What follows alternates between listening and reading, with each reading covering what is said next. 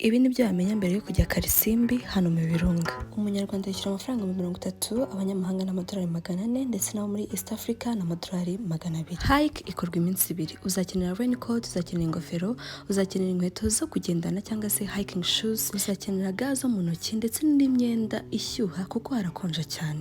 Uzagenda kandi ubona ubwiza bwaho, indabo ndetse n'imigezi. Uzakenera sleeping bag kuko mugeze hagati muri camping. Sleeping bag ikodeshwa hagati y'amadolari 15 na 20. Uzakenera kandi umupota uzagutwaza n'amadolari 40. Nimugera hagati muzakenera kurya ari 20 harimo dinner na breakfast. Uzitwaze kandi snacks n'icupa ry'amazi. Uzakore kandi agasiporo gahagije mbere yo gukora iyi hike kugira ngo uzabe witeguye kandi neza. Nibigukundira izitwaza imyambaro y'inkweto 2 kuko njye nageze hagati za mbere ziratoha biba ngombwa gutira abari batwaye nyinshi. Nabaze amafaranga y'urugendo nsanga bizamfata amafaranga 132 kuko ntashaka stress. Najyanye na company yitwa Ecotela Vista yo nishyuye 108, byose barabimprovidingira harimo n'amatike. Niba hari ikindi ufuza kumenya kuri Karisimbi mbaza ndagusubiza.